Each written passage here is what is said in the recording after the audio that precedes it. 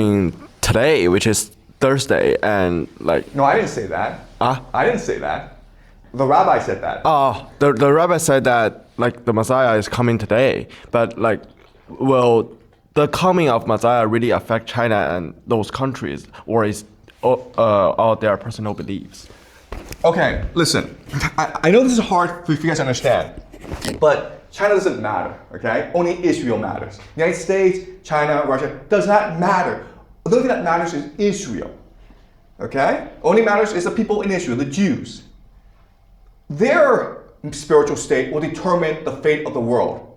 Once the Jews unify with God, then peace and prosperity will come for the rest of the world. Okay? All right? Okay, so now I want to talk about Iran. Okay? This is the political government structure of Iran. Now, one thing to notice is that it's very complicated. Okay? It's divided into the religious aspects, okay, assembly of experts, and the secular aspect, which is the government, okay?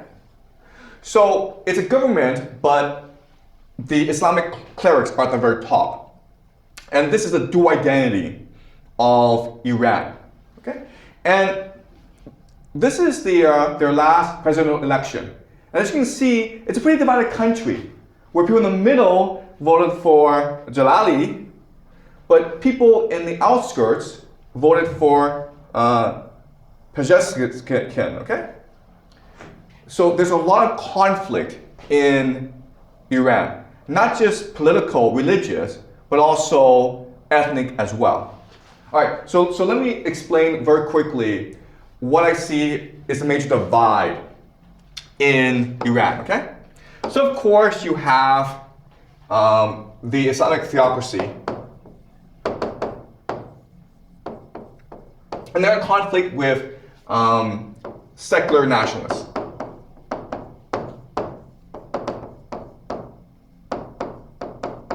And now of course there are these ethnic groups as well.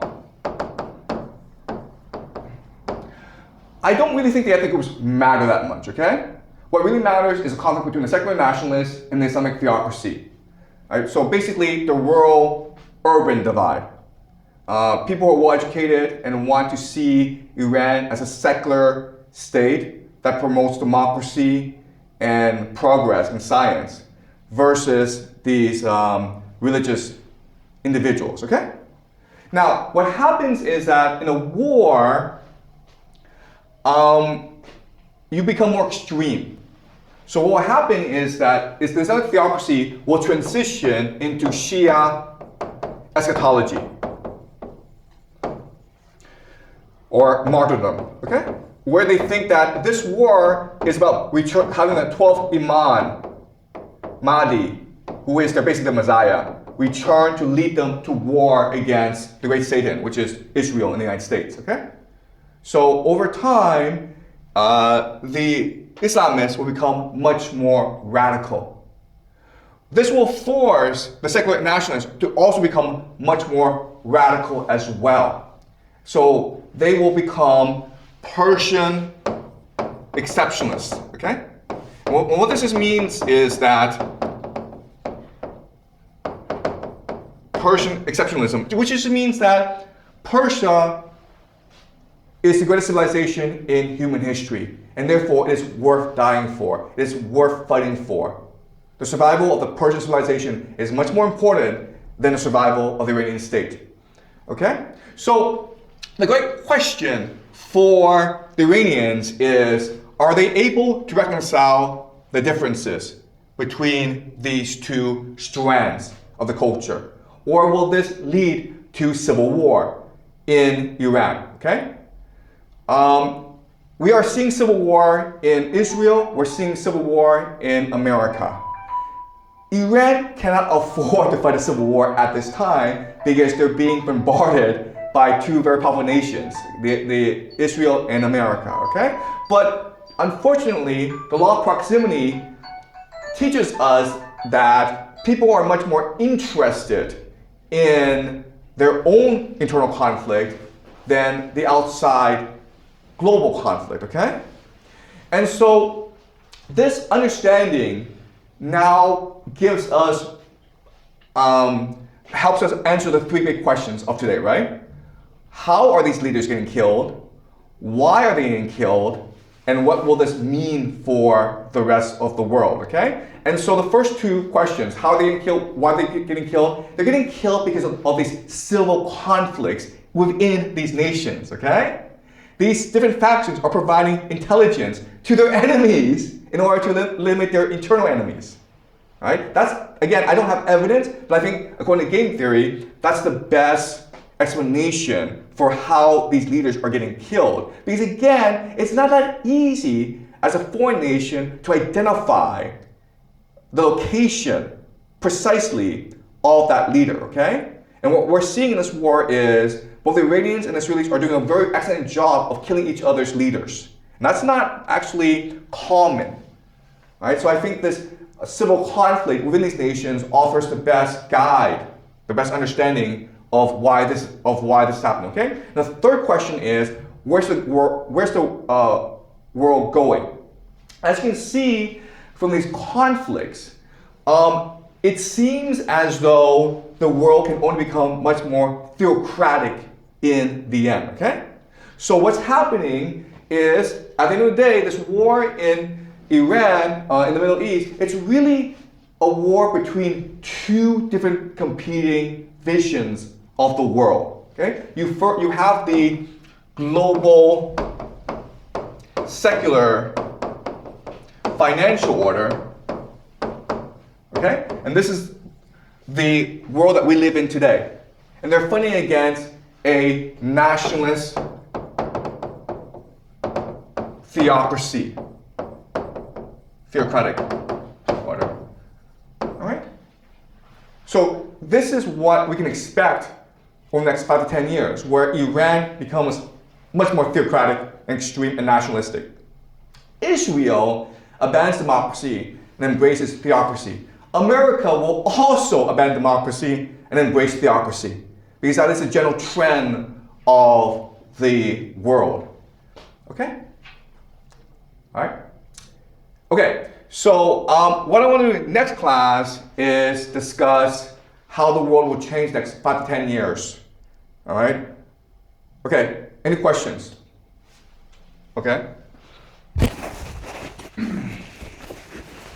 You mentioned that Israel have two divided parts, and one represents the animal soul and the other represents the divine soul. Like I can substitute this logic to a single person. Like people are always struggled with like identify or not identify, like separating the divine soul and pursue the divine soul, but they cannot get rid of the animal soul. Is there a way where we can only struggle as in our lives? Okay, so first of all, it's important to understand that this is how religious people in Israel frame the conflict in Israel, okay? A conflict between the animal soul and the divine soul. The people in Tel Aviv would frame the debate as one between progress and tradition, right? Going forward or staying backward, right? So that is, so people in Tel Aviv and Jerusalem would see this in a different way. But as you point out, there's some validity to this idea that we're all struggle between the animal soul and the divine soul. And I would say that for the past 20 years, we only have been indulging in the animal soul, okay? We've abandoned the divine soul. And that's why I think people are so desperate for change. And this is what's leading to so much conflict around the world, where the human soul is off balance, okay? Where we are too materialistic and not spiritual enough. And what we know from history is that if a society goes too far in one extreme, they swing back to the other extreme, okay? And that's what we're seeing, where one good outcome, I think, of all this conflict around the world is people start to recognize limitations of money, of materialism, of individualism, and they start to embrace more spirituality, community, family. Because quite honestly, you don't have a choice in the matter, okay? If you're like, I want to buy myself a Gulfstream jet and I want to have like, a huge company, you're gonna be disappointed, okay? As I will show you next class, the world is heading towards an economic depression. Okay, basically a splintering, a rupture in the world. And so you're not going to be able to afford to fly to Maldives for vacation. There won't be avocados in the supermarket. Okay, but but all this means is now you have a chance to focus more on introspection, on reflection, on family, on asking yourself, what makes me happy? What gives me meaning and purpose in life? And the answer, of course, is each other. Okay? And maybe this is a good thing. Maybe this is the intention of the universe. Maybe, as the people in Jerusalem would say, this is really the plan of God. Okay? And it's unfortunate that all this war and suffering is happening. But again, what a lot of people who are religious will tell you is, we can only find redemption through suffering and through pain and through tragedy. All right? Okay? Any more questions, guys? Okay, all right, I'll see you next class.